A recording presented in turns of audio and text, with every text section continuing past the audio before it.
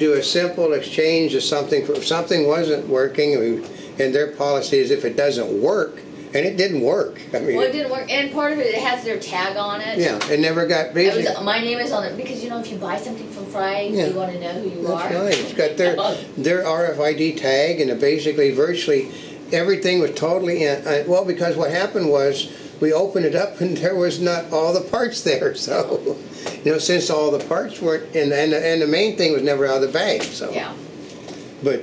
That is a big thing. People don't understand that. If they're going to put it on the credit card, put it back to the credit card, well, then you open your mouth and you put your foot in it. Yeah, so make sure where they're doing it, tell them it was a present and you'd like to exchange it. Yeah.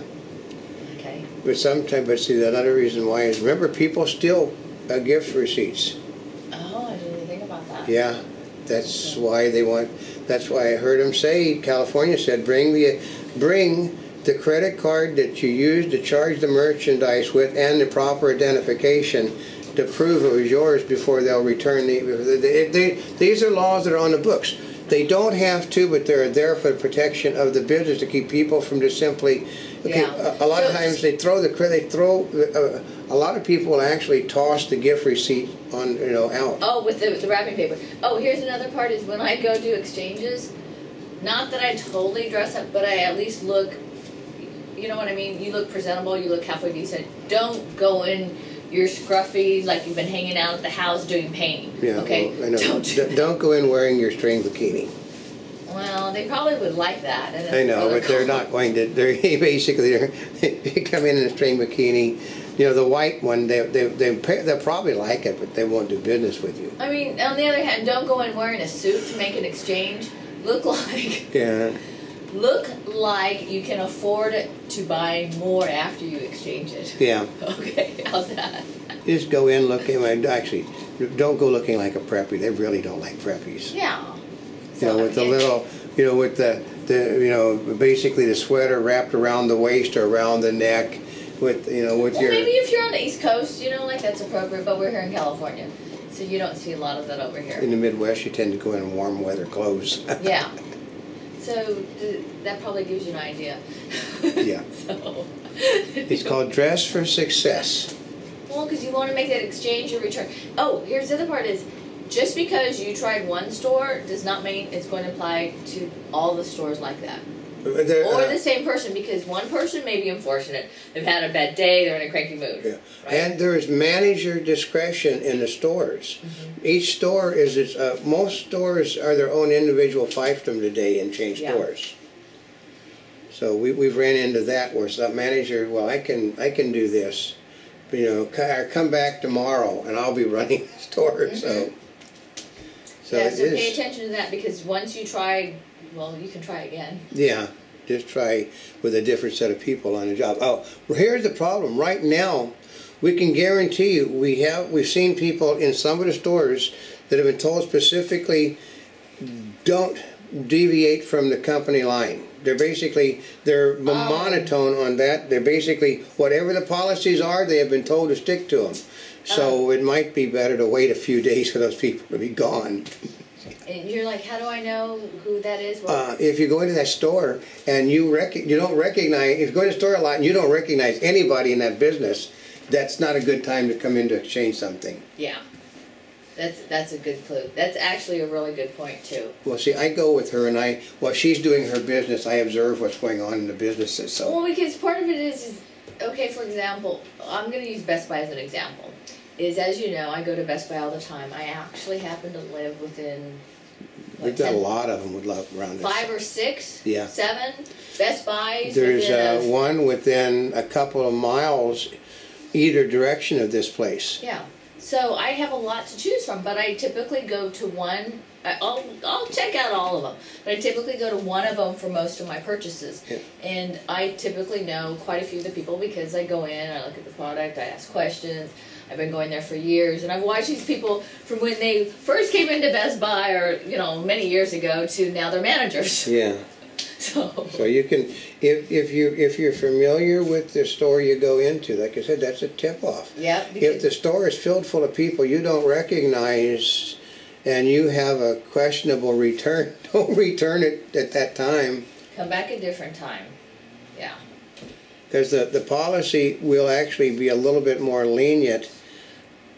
Well, a little bit after the 26th, because 26 is the run. That is the run, and they're just like, you know what I mean? They're just going through it. Because right? It's just they're basically those are the ones, like I said, they have been told. Anything that fits within the box, they'll do. Yeah. Anything that doesn't. That's right, because they can tell you, and getting angry at them doesn't do you any good. Well, because they've got company policy. Yeah. They've been hired to be fired, and they know it. Mm-hmm. What are you going to do? Get one of them fired? Well, yeah, they're going to be fired. It's a temporary job anyway, right? So you think you can't threaten one of them? Yeah. So. And generally, the people that are in charge aren't around during that time. So.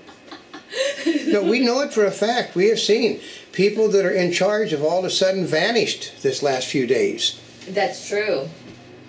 Also, if the item is defective, okay, there are some states, such as Massachusetts, which require the store to give the consumer their choice of whether you want it repaired, replaced, refunded, and of course, irrespective of the store's posted return policy.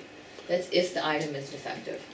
But there's a caveat to that, is that what you have may only be one of a kind. Mm-hmm. So therefore, you can't replace it. Mm-hmm. And there's when you're hit, well, I want that thing. And they said, well, we don't have anything to replace it. We don't have anything to replace it with. They could have been sold out of it. Yeah, but in a lot of cases, we do have we have one of the biggest laptops you'll ever find in your life for power. I wish you could find another one. That was the only one they had, and there was they've never had another one. So I know. If that one had problems, it would be up the creek. So. No, we want another one just like that. Yeah, and they can't give you another one just like that, even though the policy says, I mean, their policy is basically exchange for something of equal value.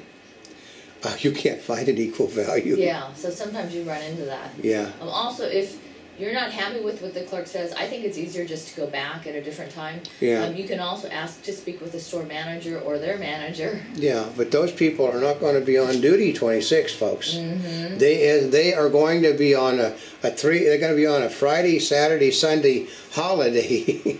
Oh, yeah, because they're like... They're going to let the people that have been brought in from the company. Mm-hmm. Because no matter what, we're in a bad economic time, and the companies are towing the line. Yeah, they are. If those do not work with you, you can also file a complaint with the Attorney General's office, Better Business Bureau, or a local consumer agency. Better Business Bureau and consumer agencies basically don't do that. But they don't really do. What happens is, okay, here's what happens if you file a complaint today.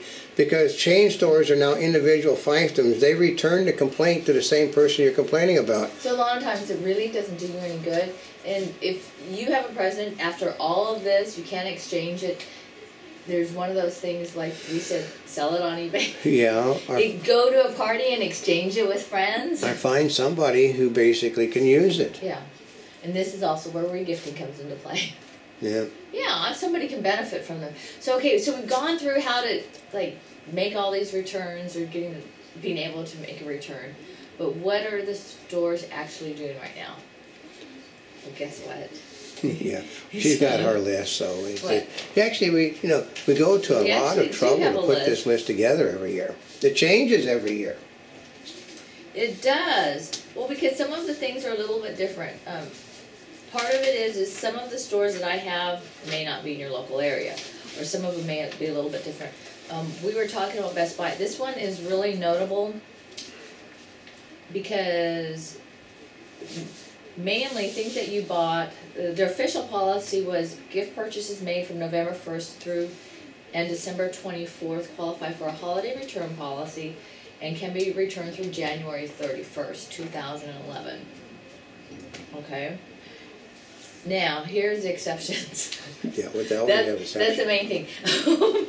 But as of December 18th, there were no more restocking fees on the items. The exclusion or exception would be special order items which have a 25% restocking fee, which include appliances. Yeah. And this is the big one, is product exceptions, online orders.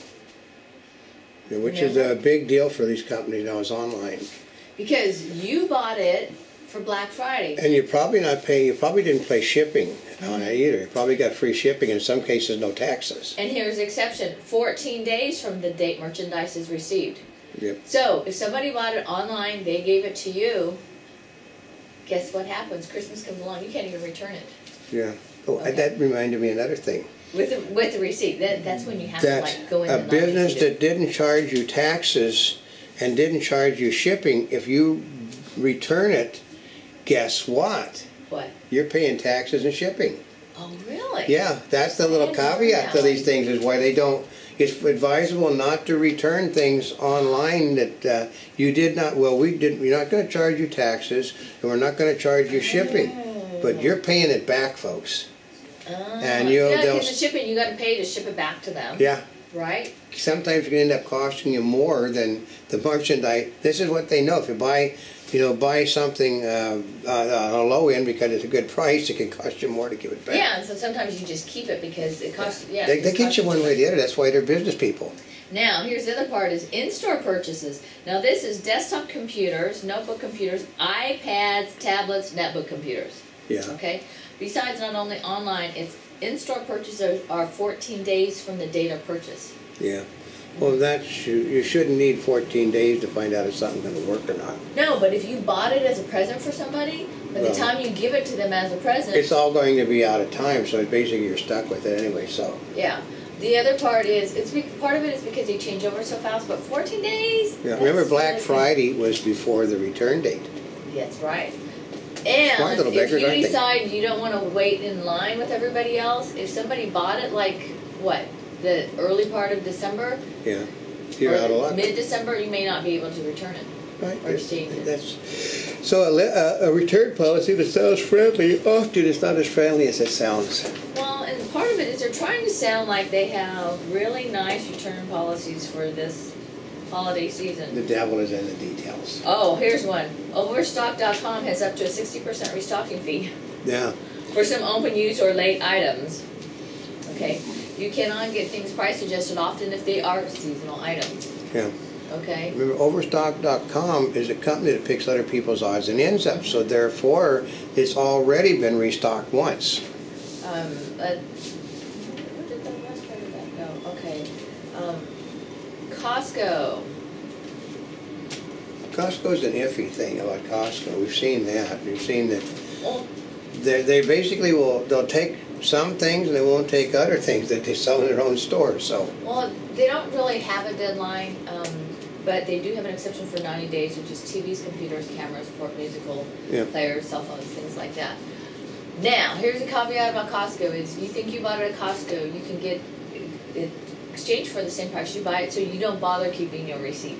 yeah. Okay, they brought an item in special for the holidays. What happens is they no longer have it in their store. The price Yep. goes down over time.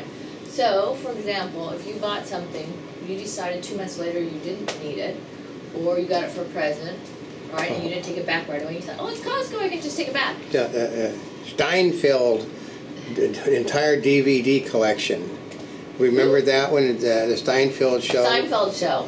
Yeah, the entire DVD collection was worth, what was it, like $300 when it came out, and when it was returned, they wouldn't even take it back because it wasn't worth anything. I mean, so you see, you think you're safe with Costco? Not always. So you still have to save that receipt. Yeah, Okay. that's right.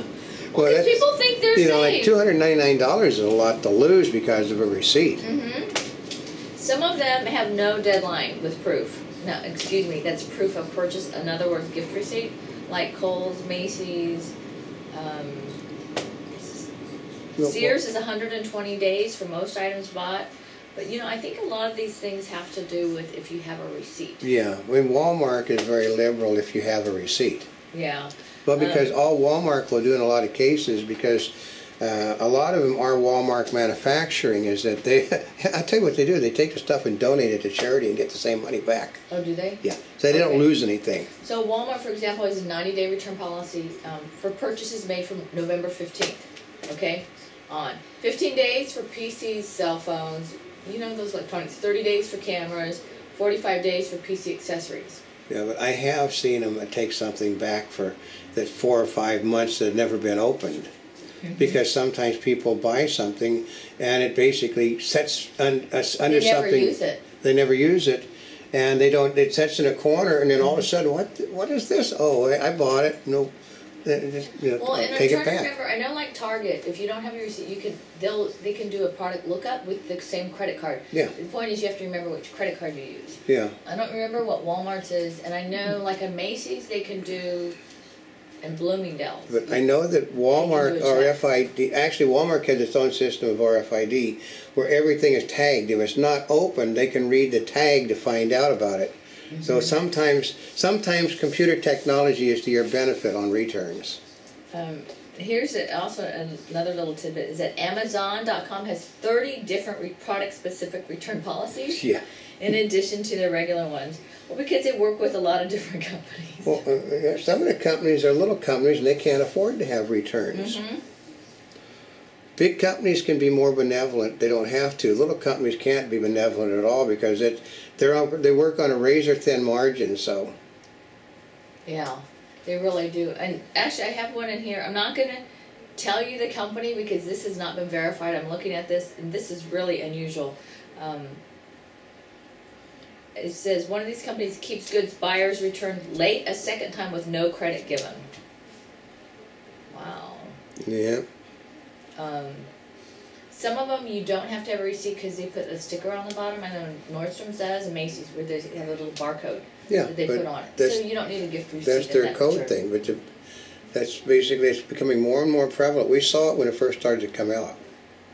And JCPenney's and Macy's require special occasion dresses to be returned with their tag still in place. Duh. Yeah, well, as you see, she's got tags on a lot of her. No, that is not what I do. No, she will never take her tag off until she's worn it. And then I take the tag. I am not one of those people. They call this this category wardrobing, where you buy something, you wear it, and you keep the tags on, and then you return it. Yep. Okay. I know, I've heard of people doing that because... Well, no, I know people I come from the entertainment industry side. Yeah. I know actresses and actors that would go out and get dresses and suits and keep the tags stuck hidden, and then they would... Because you're going to be photographed in it, and then they return it because the guys, they deliberately on Mel's put the suits on the sleeves, or on the lapels, so you can't hide them, but they'll sit there and tuck them in under the sleeves, and then under the lapel they'll wrap it around a button and put it inside so they can wear the suits. Women will simply put the tags inside the dress. Wait, in other words, if you're looking for one of those special occasion items, take a look at it and make sure it hasn't been worn before buying it. We've seen, I won't tell you the name of the store, but we went to a store that's out of business, and some of the shoes had been worn. I could tell they were worn and had been returned, so... They're not supposed to accept clothes and things like that are worn. I mean, when you got grooves in in the top of the shoes and the inside of the shoes smells like foot, it's been worn. Those are non-returnable items. Those are non-returnable items. Yep. Just like swimsuits and underwear. Yeah. Yeah. So part of it is on these return policies. The best thing is, I mean, keep these in mind. I would say, besides, of course, paying attention to the tips from the beginning, is if you have an idea from the store, you can look up their policies online. You can call in advance and find out about them. Sometimes if you have something, you might have to take it to a couple different stores. Sorry, but that's reality. Yeah. It just is. Another big thing that it's got to be a store somewhere. Here, they're not going to let you return an item from Fresno in New York City. Probably not. You have different merchandise. But that's what people don't realize. But people think that because, for example, there's a Macy's in Fresno, there's a Macy's in New York. Yeah. It has nothing to do with whether they carry this. Well, actually, it has to have to do with to carry the same stuff, but it's basically there's a price differential between areas. Some places are, because taxes are higher, some places taxes are lower, some places it's high, it costs more money to get the merchandise in, so you cannot, they don't let you, sometimes they won't let you return them out of the city in the same state. Oh, really? Yeah. See, part of it, that's why sometimes it differs from store to store, from city to city, state to state. County to county. I know, you're sitting there thinking, well, what do? You either buy something somebody you know is going to like. Or you just do like my family did. We just You kept just keep it. And then, you know, then you'd find somebody to give it to the next year, which is where the regifting came in. No. But we never returned anything because okay, well, it worked this way. My grandfather was Russian, he was Prussian aristocracy, and he was one of those people that would go so that my father had the best education. He'd go get a piano for 3 months and then turn that piano back. And, oh, he did? yeah, and my father spent a lifetime fixing the problems my grandfather caused, because that's why we don't return anything, because my grandparents basically, they would buy something and then return it, you know, at the very end of the line that they could return it. I mean, we're talking 1920s, 1930s they were doing that. Oh, wow. And my father is simply, and my grandmother was a notorious returner of books and records. She'd read the book, listen to the record, and then return it. So, yeah. So my mother, I don't do that. my mother would be sent to the bookstores or the record stores to take the things back. So my mother, she got to hated it very much, so she wouldn't do it. Yeah. Because part of it is, you know, if you used it and it looks like it's used, I mean... Well, but my mother, but I said my mother, because she was a little girl, would be sent in with the stuff to take it back. And they're like, oh, the little girl. Because little girl, yeah. And then she got to be, oh yeah, we know your mother. You know, what's she going, you know, if she mother said, well, I'd like to return it for Frank Sinatra and White Christmas. They said, when do we get it back? So that they knew in the stores that they were going to get it back, so. See, that's a disadvantage of living in some areas where you go all the time. Like in LA, there's enough stores. Oh, yeah. But you know, I mean, it's just a lot of effort, and the library system is Remember, I come from a different era when this state, there was not as many people in the city of Los Angeles. I know, which means there's not as many stores. Basic, yeah, like we had mud streets and outhouses on property.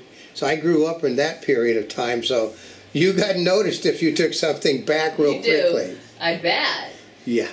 So. Well, part of it, this holiday season, many, many happy returns. And if you've got some great ideas, please post it on comments so we can share it with other people. Because this is one thing that benefits everybody. Tell people about your area. This is going up on the 25th. Tell people about the policies in your area, because it's the perfect place to contact people is through YouTube. Put a comment up. Tell them, well, yeah, well, what you said about Target isn't right in my Target, or what you said about Best Buy. Well, Best Buy here will take anything back. You know, if you want people to know about your area, because it actually, in reality, it does help the businesses out. It does. Because if and I will tell you that a business will say an informed customer is the best customer. So they spend a lot of money trying to inform people. They really do. And it does. It's very area by area. But share what you know, because this is one thing that can benefit all of us, even the retailer. So for now, this is not a spring chick, and we're here yesterday, today, and tomorrow. For more information, you can always go to montybubbles.net. And wherever you're watching us, subscribe to us, follow us on Twitter, and thank you once again for over 40 million links on the internet.